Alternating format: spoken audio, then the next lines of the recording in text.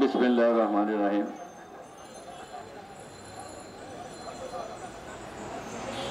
জাতীয়তাবাদী সমবায় দল কর্তৃক ঢাকা দক্ষিণ কর্তৃক আয়োজিত আজকের এই ভারতীয় আগ্রাসন বিরোধী এই আলোচনা সভা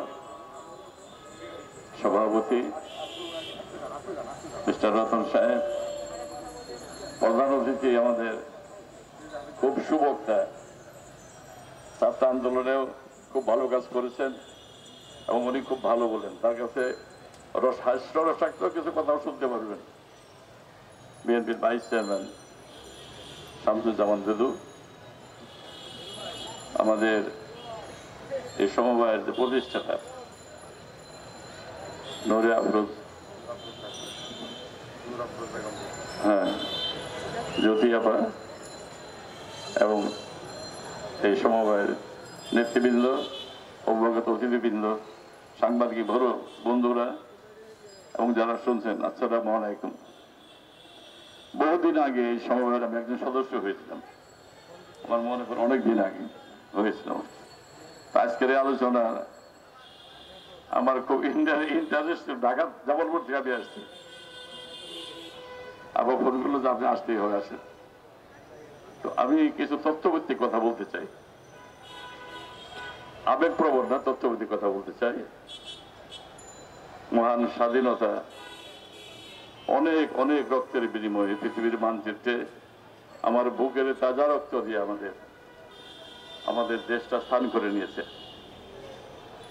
কারণ দয়ার দান না, এটা আমাদের দয়া করেছে, অনুগ্রহ করেছে, দয়ার দান না। আজকের ভারতীয় আগ্রাসন তখন থেকেই শুরু হয়েছে। আমরা পশ্চিমারা যখন আমাদের ক্ষমতা দিল না, মৌলানা ভাসানী সহ উনি নির্বাচন করলেন না, এক এক দল হিসেবে আওয়ামী লীগ নির্বাচন করলো। সব দলমত নির্বিশেষে পূর্ব পাকিস্তানের সাবেক, তখন সকলেই আমরা ভোট দিলাম। মেজরিটি পেল পশ্চিমারা। পশ্চিমাদের 23 বছরের শাসন ছিল, সামরিক শাসন। ইয়াহিয়া খান, আইয়ুব খান, টিক্কা খান যারা ছিলেন, তারা সামরিক আদলে এই দেশটাকে পরিচালনা করার চেষ্টা করেছে। একই সঙ্গে ব্রিটিশ বেনিয়াদের থেকে 47 আমরা স্বাধীন হয়েছি। ভারতের গণতান্ত্রিক প্রক্রিয়া কিছুটা আছে, কিন্তু পাকিস্তানে ছিল না। এখন পাকিস্তান ছিল ভারতের জাত শত্রু। পাকিস্তান লিখনটিতে করা, পাকিস্তানের ধ্বংস করা। আপনাদের মনে আছে 65-এর ওয়ারে আমরা যখন মুক্তিযুদ্ধে ট্রেনিং করি, উস্তাদ অমর সিং আমাদের ট্রেনিং করাইছে, যেটা 3 বছর লাগে ট্রেনিং করতে, আমরা 32 দিনে করেছি। ট্যাঙ্ক বিধ্বংসী Lancer, rocket Lancer, 75 millimetre Lancer, এটা 14 ইঞ্চি লোহার দেওয়াল ভেদ করে যায়। যখন ট্রেনিং দেয় তখন আমাদেরকে সেই সুবেদার সাহেব বলছে যে बच्चे लोग आप क्यों इधर है, आपको माँ को भाई को बहन को छोड़ के आप किधर है, जब मेरी वतन को आजादी कर नहीं सकता है। जो अभी जो हथियार आप लोग ट्रेनिंग लेता है, इसी हथियार से पाकिस्तान आपको हलाक कर दिया 65 के वार में। 450 tank in a night destroy किया, डेमोलिश किया। 450 टैंक বেঙ্গল রেজিমেন্টের শার্দুলরা ব্রিটিশ পিরিয়ডের তৈরি ল্যান্সার দিয়ে, ভারতীয়রা মনে করেছিল তারা এই দিল্লি করাচি দখল করে, রাওয়ালপিন্ডি দখল করে তারা ওখানে চা খাবে। তারা সেটা পারে নাই। तो बहुत खतरा रखा दिया है।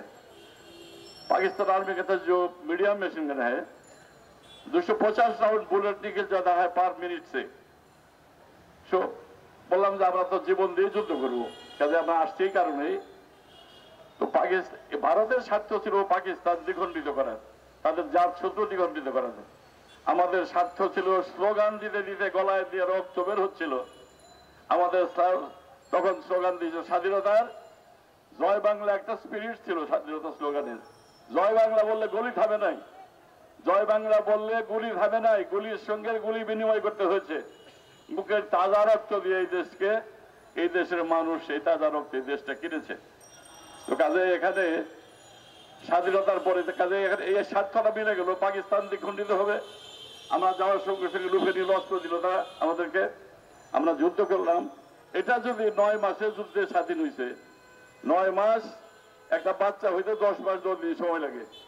এটা ইমেচিউর বেবি ভূমিষ্ঠ হলে দেশে, বাংলাদেশ নামে। কারণ তারা চিন্তা করতেছিল যে যুদ্ধ যদি দীর্ঘায়িত হয় আওয়ামী লীগের নেতৃত্ব থাকবে না। এই বেটারা একজনও যুদ্ধ করে নাই। আমার বাড়ি জামালপুরে, একজনও যুদ্ধ করে নাই। জামালপুরে যে জেলা পরিষদ চেয়ারম্যান ছিল, মন্ত্রী ছিল রেজাউল করিম হীরা, এমপি ছিল ইঞ্জিনিয়ার মুজাফর। তারা নতুন প্রজন্মের, মানে নতুন করে তারা মুক্তিযোদ্ধা হয়েছে, বুয়া মুক্তিযোদ্ধা। একদিন জিজ্ঞাসা করলাম, ভাই যুদ্ধ কই করছেন? কই যে আমরা অর্গানাইজার। আমি কই অর্গানাইজ করছেন? মাথার তলে না চকির তলে? কোথায় অর্গানাইজ করছেন? তো কাজে এদের লজ্জা নাই। বললাম যে মন্ত্রী হয়ে 7 মিনিটে নাই, এমপি হয়ে 7 মিনিটে নাই। একটা মুচির ছেলে আমার সঙ্গে পাকমারা থেকে ময়মনসিংহে যুদ্ধ করেছিল। ওই অধিকারটা আপনি কেন নিতে চান? আমরা যুদ্ধ করে নাই নাম লেখানোর জন্য। 1 লক্ষের উপরে আওয়ামী লীগ ভুয়া মুক্তিযোদ্ধা তৈরি করেছে। আজকের যে আন্দোলন, ছাত্রদের যে আন্দোলন, এটা কুটার আন্দোলন। কুটার আন্দোলনে দেশের একটা গুণগত রাজনৈতিক পরিবর্তন এসেছে। এখানে বলা ছিল মুক্তিযোদ্ধাদের কোটা দিবে, কোটা খেলা আর কি।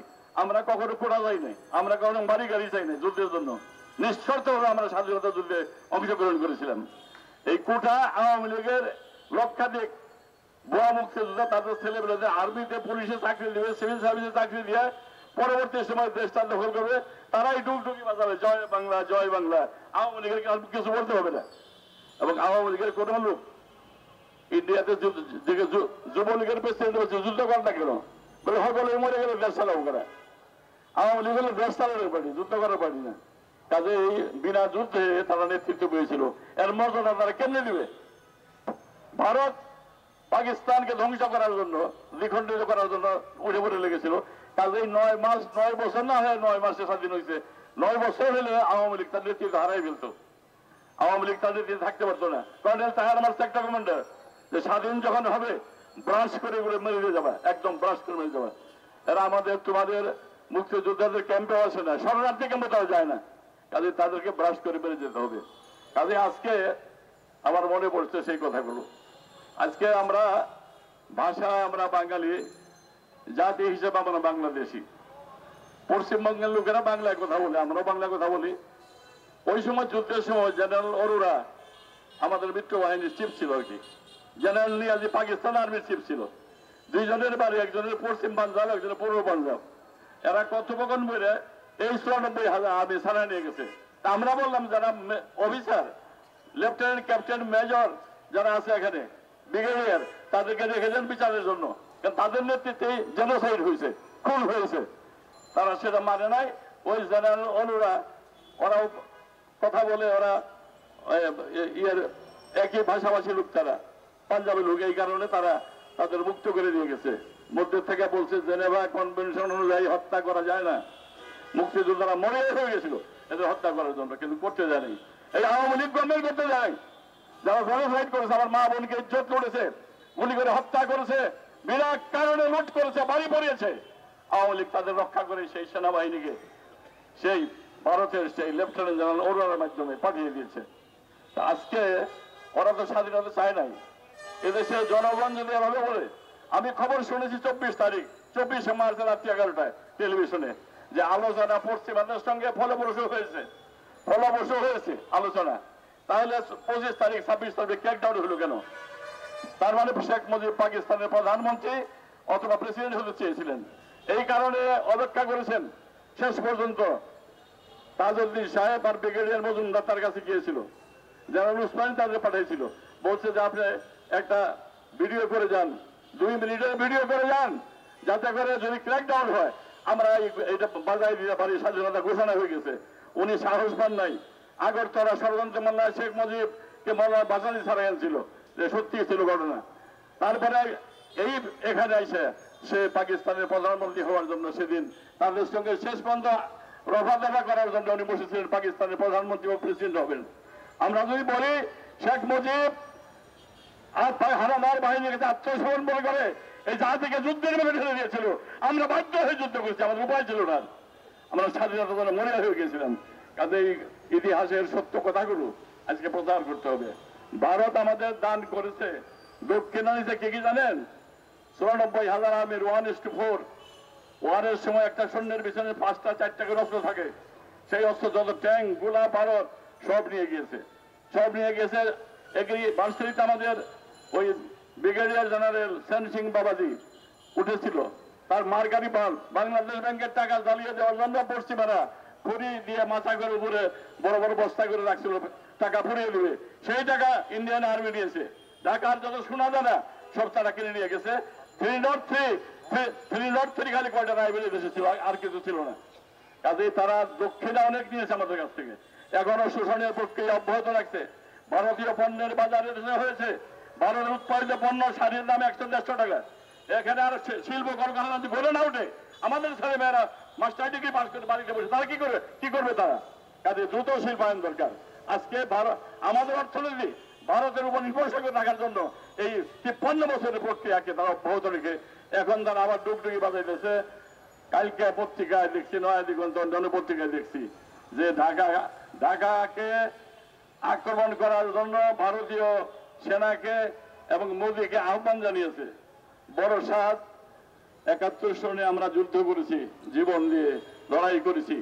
আরেকটা যুদ্ধ ভারতীয়দের বিরুদ্ধে হবে। আপনারা কি তৈরি আছেন যুদ্ধ করার জন্য? ইনশাআল্লাহ এই জাতীয় ঐক্যবদ্ধ আছে। আজকে যারা ছাত্র আন্দোলন করেছে, বৈষম্য বিরোধী ছাত্র আন্দোলন করেছে, তাদের আমি আহ্বান জানাবো তারা সকলে আর্মস ট্রেনিং নিয়ে এখন থেকেই এই জাতি যারা যুবক ছাত্র আছে তারা আর্মস ট্রেনিং দিবে। এই জাতি ঐক্যবদ্ধ হয়ে আক্রান্ত হলে জীবন দিয়ে স্বাধীনতা রক্ষা করবে ইনশাআল্লাহ, আমরা আশা করি এটা। কাজে আজকে আমাদের আরেকটি কথা আমি বলতে চাই, শেষ করতে চাই। খন্দকার আব্দুল হামিদ উনি ছিলেন কলামিস্ট, জিয়াউর রহমানের শহীদ রাষ্ট্রপতি জিয়াউর রহমান ক্যাবিনেটের মন্ত্রী ছিলেন, উনি যুবমন্ত্রী। উনি একটা সেমিনার করেছিলেন বাংলাদেশি জাতীয়তার উপরে। আমরা পশ্চিমবঙ্গের লোকেরা বাংলায় কথা বলে, আমরা বাংলায় কথা বলি, তাই বলে এবার বাংলা ওপর বাংলা মিলে যাওয়ার কোনো সুযোগ নাই। সুযোগ আছে? সুযোগ নাই। আমরা দেখেছি উনি সেই সেমিনারে আমি একজন ছোট বক্তা ছিলাম। আপনারা দেখবেন ওদের সংস্কৃতি, ওরা মূর্তি পূজা করে, ওদের ধর্মটা হলো রিলিজিয়াসটা হলো পার্ট অফ দিয়ার কালচার। মূর্তির মধ্যে দেখবেন একটা বক্ষবন্ধনী আছে, পুরা শরীর আগলা বক্ষের উপরে ছোট করে একটা বন্ধনী দেওয়া আছে। ওদের কৃষ্টি এবং কালচার হইল মূর্তি পূজা, এবং সেটাকে নগ্ন অবস্থায় থাকে। যে ভারতীয় কালচার বলিউড দেখেন না কিরকম নগ্ন নৃত্য করে তারা। আর আমাদের কালচার কি? এই দেশের শতকরা আমার 94% মুসলমান। আমাদের মেয়েরা আবরু, এই যে আবাদ এখানে শাড়ি পরে আছে, হিজাব পরছে। আমাদের কালচার কৃষ্টি কালচার যেরকম, সেরকম তো ভারতীয় কালচারদের আলাদা। ওই সেমিনারে বক্তারা পরিষ্কার বলেছে, আমরা বলেছি পদ্মা মেঘনার মিলন স্থান চাঁদপুরের দিকে পদ্মার পানি এবং মেঘনার পানি একসঙ্গে মিলিত হয়ে চাঁদপুরের গোয়ালন্দ থেকে সাগরের দিকে প্রবাহিত হয়েছে। আর শত শত মাইল একই কলে ভরে প্রবাহিত হয়েছে। সুতা ধরে ভাগ করা যায় কোনটা পদ্মার পানি, কোনটা মেঘনার পানি। কাছে কাছে আজকে একই ভাষায় কথা বললো, আমাদের কৃষ্টি, আমাদের কালচার, আমাদের ধর্ম, আমাদের সংস্কৃতি আলাদা, আর ভারতীয়দের আলাদা। এই কারণে এবার বাংলা ওপার বাংলা, জয় বাংলা মিলে যাওয়ার কোনো কারণ ছিল না এবং কোনোদিনই হবে না। বন্ধুরা আমার, আমি শেষ কথা বলতে চাই যে আমাদের আজকে ঐক্যবদ্ধ হইতে হবে। এই যে ছাত্ররা আন্দোলন করেছে, আমাদের ছাত্র আন্দোলন করেছে, ছাত্র জনতা, যুবক, মুক্তিযোদ্ধা ঐক্যবদ্ধ ভাবে আজকে সংগঠিত হচ্ছে। কাজে এই জায়গাতে যে সমস্ত লুট করেছে, খুন করেছে, রাজধানী করেছে, এর প্রক্রিয়াকে একটা সময়ের মধ্যে আমার মনে হয় শেষ করা দরকার, যাতে করে আমরা পরবর্তী নির্বাচন হইল একটি গণতান্ত্রিক প্রক্রিয়া। নির্বাচনের গণতন্ত্রের প্রধান উপাদান হল নির্বাচন। নির্বাচনের মধ্যে দিয়ে গণতন্ত্রের বিকাশ ঘটে, গণতন্ত্র মুক্তি পায়, গণতন্ত্রের নতুন করে জন্ম লাভ করে বলবার। কাজে আমরা মনে করি যে আজকে আমরা ইউনুস গভর্নমেন্টকে, আমরা ডক্টর ইউনুসকে বলতে চাই, আপনি দ্রুত সময়ের ভিতরে কাজ শেষ করেন। যদি 20% থাকে তাহলে সেটা পরবর্তী গণতান্ত্রিক সরকার সেটা ইনহেরিট করে তারা এগিয়ে যাবে ইনশাআল্লাহ। জাতিকে ঐক্যবদ্ধ করার জন্য যারা আমাদের বাংলাদেশি জাতীয়তাবাদের ন্যাশনালিস্ট যারা, তাদেরকে আহ্বান জানাবো। শহীদ রাষ্ট্রপতি জিয়াউর রহমান জাতিকে ঐক্যবদ্ধ করেছিলেন, আজকে বেগম জিয়ার নেতৃত্বে, তারেক জিয়ার নেতৃত্বে আজকে জাতিকে সেই ঐক্যবদ্ধ হতে হবে। দেশের স্বাধীনতাকে আমরা যেভাবে এনেছি এইভাবে রক্ষা করবো, শেষ রক্তবিন্দু দিয়ে করবো, এই অঙ্গীকার করে সকলকে ধন্যবাদ জানিয়ে শেষ করছি। খোদা হাফেজ। বাংলাদেশ জিন্দাবাদ। ধন্যবাদ। আমরা প্রায় শেষ পর্যায়ে চলে আসছি।